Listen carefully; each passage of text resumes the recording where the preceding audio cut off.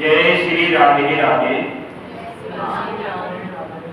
संस्कृत की सीटेट की क्लास में आप सभी का स्वागत है। देखिए, संस्कृत के पाठ्यक्रम में एक गद्यांश आता है। उस गद्यांश में से पढ़कर के गद्यांश को और उसमें नीचे जो प्रश्न होते हैं उन प्रश्नों के आपको उत्तर देने होते हैं। तो जो कठिन शब्द ऐसे कुछ ऐसे कठिन शब्द होते हैं जो बच्चों की समझ में नहीं आते, तो हाँ, तो विशेष आपको जानकारी हम ये देना चाहते हैं कि संस्कृत के पूरे गद्यांश को यदि आप लोग न पढ़ पाएं और उसका अर्थ न निकाल पाएं तो उसका केवल 2-3 बार उसका अभ्यास करिए। 2-3 बार गद्यांश को पढ़ने के बाद फिर नीचे जो प्रश्न दिए हुए हैं उन नीचे दिए हुए प्रश्नों को पढ़िए और पढ़ करके ये समझिए कि इसमें क्या प्रश्न में पूछा जा रहा है, इसका उत्तर हमें क्या देना है। उसका जो उत्तर देना है उसके लिए आपको उसी गद्यांश को पढ़ करके ये देखना है कि उस गद्यांश में इस प्रश्न का उत्तर कहाँ से सही निकल रहा है। जिस जगह से सही उत्तर निकल रहा है वही विकल्प आपको चयन करके नोट करना है। तो ये समस्या इस बात की आती है कि आप लोग संस्कृत के कठिन पदों का अर्थ नहीं निकाल पाते हैं, तो उसमें विशेष जानकारी हम देना चाहते हैं कि संस्कृत के कुछ कठिन पद ऐसे हैं जो कि अधिकांश गद्यांशों में आते हैं। अधिकांश गद्यांशों को कठिन पद आते हैं, उनकी जानकारी आपको हम कराना चाहते हैं। उनको आप लोग अच्छी तरह से याद कर लें। ये याद कर लेंगे तो प्रत्येक गद्यांश को हल करने में आपको कोई दिक्कत नहीं होगी। तो समझिए, अच्छी तरह से चलते हैं। तो कुछ कठिन शब्द हैं, उनको समझिए, अच्छी तरह से समझना है आपको। देखो, ये दिया हुआ है, सबसे पहले लाइन ये लिखा हुआ है, हमने लिख दिया कि संस्कृत गद्यांश से संबंधित कठिन पदों का हिंदी है। तो एक तरफ संस्कृत पद लिखेंगे अपनी कॉपी पर, दूसरी तरफ उसका हिंदी है। तो क्या है, देखो पहले है एकस्मिन। एकस्मिन शब्द लिखा है संस्कृत में। तो देखो, एकस्मिन जो शब्द है वो एक संख्या का सप्तमी विभक्ति का एक वचन का रूप है। ये किसी संज्ञा पद में आगे जोड़ करके संख्यावाचक विशेषण के रूप में सप्तमी विभक्ति के बहुवचन का वो एक वचन का रूप है। तो इसका अर्थ होगा एक में। इसका रूप अर्थ क्या होगा?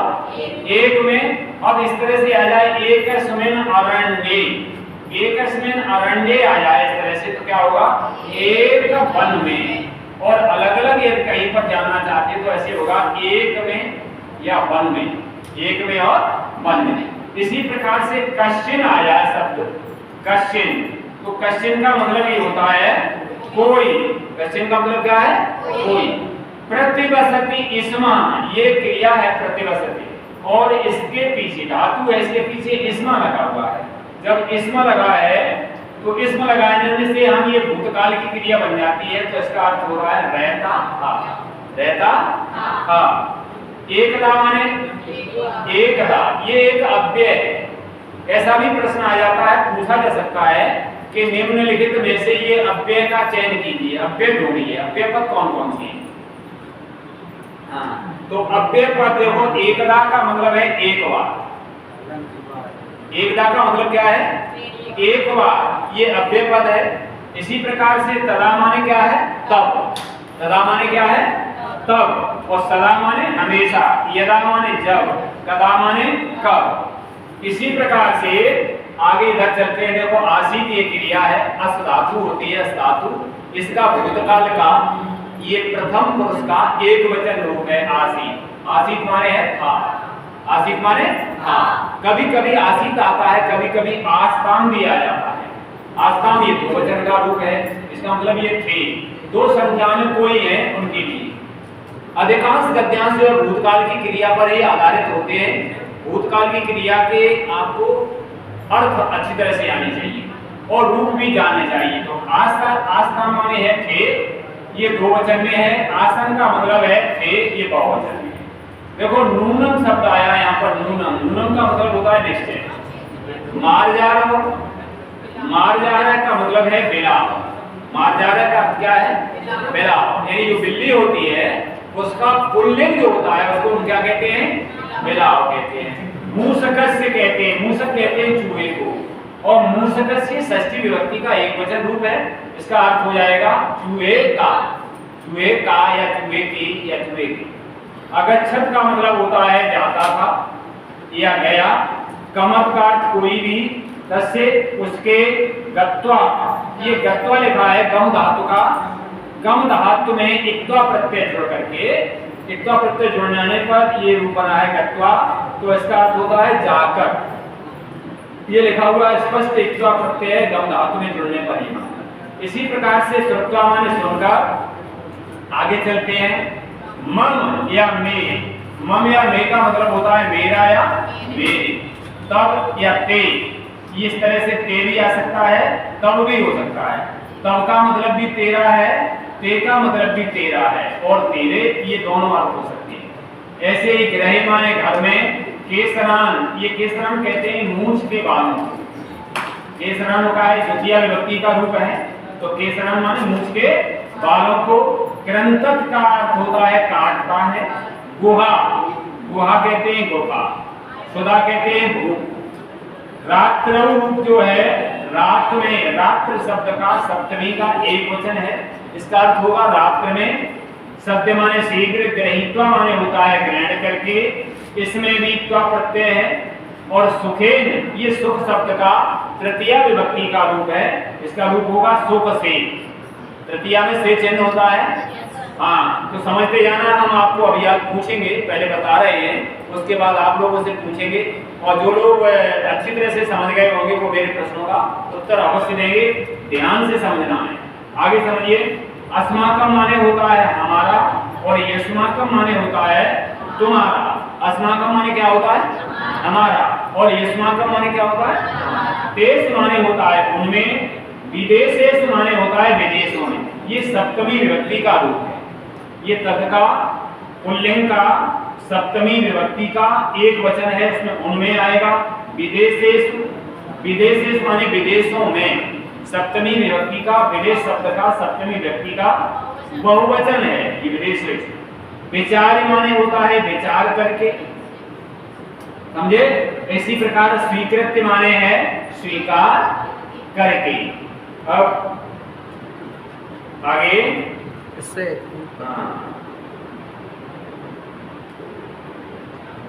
ऊपर को और ऊपर देखिए।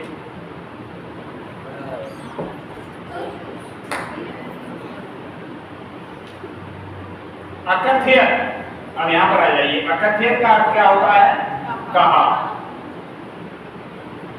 हाँ, भगवान माने आप, और मह्यम माने होता है मेरे लिए। ये किसका रूप है? अस्मद का। अस्मद और स्मद के रूप आपने पढ़े। अस्मद का चतुर्थी विभक्ति का एक वचन है। चतुर्थी में चिन्ह क्या आता है? के लिए, तो मेरे लिए। त्वया माने तुमसे, ये तृतीया का एक वचन है। त्वया माने तुमसे। कृतज्ञ शब्द आता है, कृतज्ञ, कहीं पर कृतज्ञ आ जाए, कहीं कृतज्ञ आ जाए। तो कृतज्ञ का मतलब है उपकार को मानने वाला, उपकार को मानने वाला। और कृतज्ञ का मतलब होता है उपकार न मानने वाला। जो किसी के साथ उपकार किया जाए उसको नहीं मानता है, उसको कहेंगे कृतज्ञ। अंतुम का अर्थ है मारने के लिए। अंतुम का अर्थ क्या है? इसमें तुमुन प्रत्यय है हंदा। उद्यत का मतलब है तैयार होना। भीतर माने डरा हुआ। बने माने वन में। ये वन शब्द का सप्तमी विभक्ति का एक वचन रूप है वन में। विलोक के माने देख कर। और मारे तुम, इसमें भी देखो तुमन प्रत्यय है मारने के लिए। तुमन प्रत्यय का के लिए अर्थ आता है, तो मारे तुम माने मारने के लिए। आगे देखो अतीत का अर्थ होता है बहुत। अवदत माने बोला। अपश्यत देखा। बच्चों में माने वाणी से, वचनों से। संगे माने संग में। आगे चलिए। अस्माकम माने हमारा, और यस्माकम माने तुम्हारा। देश माने उनमें, विदेशेश माने विदेशों में। ये शायद पहले बता दिया है क्या? विचार माने विचार करके, और स्वीकृत माने स्वीकार करके। समग्र माने संपूर्ण। राष्ट्र माने देश में। राष्ट्र माने क्या है? राष्ट्र माने देश में। भारत राष्ट्र आ जाए तो क्या इसका अर्थ होगा? भारत देश में। भारत राष्ट्र माने भारत देश में। तो यहाँ से नेपाल राष्ट्र आया तो क्या होगा? नेपाल राष्ट्र में। पर्यटन माने क्या है? भ्रमण। जातम माने क्या है? हुआ। तो अब इन्हीं जो शब्द हमने लिख दिए, इतने समझा दिए, शायद आपको याद हो गए होंगे। अब हमने इनमें से ही पूछे पहले, हाँ, तो आप लोग सोच समझ करके उत्तर देना है। आपका उत्तर गलत नहीं होना चाहिए, क्योंकि आपको हम बता चुके हैं इस तरह से। बताओ, हाँ, श्रोता माने क्या है? सुनकर। सामूहिक रूप से बता दिया। व्यक्तिगत तौर पर हम पूछेंगे, आप लोग, हम नाम लेके पूछेंगे, आप लोग बताएंगे। श्रोता माने सुनकर। शिवानी बताएंगी गत्वा माने क्या है? जोर से बोलो, आवाज कम आ रही है। गत्वा माने जाकर। गत्वा माने जाकर। अच्छा, तो ये बताओ विलोक के माने क्या है? विलोक के माने, हाँ, अब देख करके ही बता दिया। हमने भी पूछा विलोक के माने क्या है, तो आपने देख कर बताया। देख करके ही बताया। अच्छा, बिना देखे बताना है। देश माने क्या है? देश तुमने। विदेश माने क्या है? विदेशों में। अस्माकम माने क्या है? अस्माकम माने हमारा। और यस्माकम माने क्या है? तुम्हारा। अच्छा, गुहा माने क्या होता है? गुफा। चलो शाबाश, आप लोग भी जानते हैं अच्छी तरह से। आपसे प्रश्न नहीं कर पाया मैंने, लड़के भी बताएंगे। बताओ भाई, ओए, एक बार माने क्या है? एक बार। और तदा माने क्या है? तब। और नूनम माने क्या है? निश्चय। नूनम माने निश्चय। आप लोगों को याद एक बार में ही हो जाता है। भगवान माने क्या है? हाँ। मह्यम माने क्या है? मेरे लिए। और सुखेन माने क्या है? सुख से। पर्यटन माने क्या है? भ्रमण। अच्छा, ये बताओ, संघे माने क्या है? संगी माने संग में। संगी माने संग में। तो बताओ, अच्छा, मार्जार माने क्या है? मार्जार माने क्या है? बिला। मार्जार माने बिला। अच्छा, आपकी बताओ, आसीत माने क्या है? सबको याद है। अच्छा, ये बताओ, एकस्मिन क्या है? एक में। और एकस्मिन अरण्य का मतलब क्या होगा? एकस्मिन अरण्य माने एक वन में। अच्छा, कदा माने क्या होता है? कदा माने कब। और अत्र माने क्या है? और तत्र माने क्या? अत्र माने यहाँ, तत्र माने वहाँ, यत्र माने जहाँ। यत्र माने जहाँ। और तत्र माने वहाँ, यत्र माने जहाँ। अच्छा, तस्मिन माने उसमें, और एकस्मिन माने एक में। तस्मिन माने क्या है? उसमें। तस्मिन माने उसमें। अच्छा, श्रुत्वा माने क्या है? सुनकर। हित माने है जगह। हित माने अवदत माने बोला। अवदत माने बोला। अतीत माने बहुत। अतीत माने बहुत। अच्छा, ये बताओ, रात्रौ माने क्या है? कौन सी व्यक्ति का रूप? कौन सी व्यक्ति का रूप है? सप्तमी का एक वचन। सप्तमी का एक वचन। गिरहे माने घर में। गिरहे माने। अच्छा, तस्य माने क्या होता है? उसके। तस्य माने उसके। अच्छा, मूर्छ कस्य माने क्या होगा? चूहे के। चूहे के या चूहे का। अच्छा, आसन माने क्या होता है? आसन। आसीत माने था, और आस्थाम माने? आस्थाम माने होता दो के लिए, यानी दो कोई संख्या में हो और दो हो कहीं पर, तो आस्थाम आएगा। और आसन माने क्या होगा? बहुत से, यानी बहुवचन के लिए आसन आएगा। ठीक है, तो इतना समझ गए होंगे आप लोग। अच्छा, हम पूछे तो आप बता सकते हो, गैर और कठिन शब्द कोई हो? बताइए। एकस्मिन वने। अरे आपको जानना है, एकस्मिन वने, एक वन में। अच्छा, ये बताओ, बालकौ जो आया है, एकस्मिन वने द्वौ बालकौ। एक वन में दो बालक। बहुत अच्छे बालक हैं। एकस्मिन् वने द्वौ बालकौ का मतलब समझ गए, एकस्मिन् एक वन में दो। अब इसी तरह से हम पूछे एकस्मिन् अरण्ये द्वौ वृषभौ, एक वन में दो। ऐसे ही हम पूछे कश्चिन, कश्चिन का मतलब क्या है, कोई। कश्चिन माने है कोई। अच्छा, ये जैसे यहाँ पर लिखा है तस्य, तस्य तस्य बालकस्य शब्द आ जाए कहीं, तस्य बालकस्य, तो क्या इसका अर्थ होगा,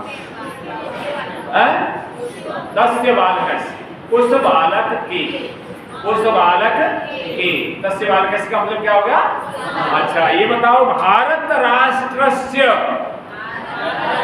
भारत देश के, भारत देश के, नेपाल राष्ट्र से, नेपाल राष्ट्र के।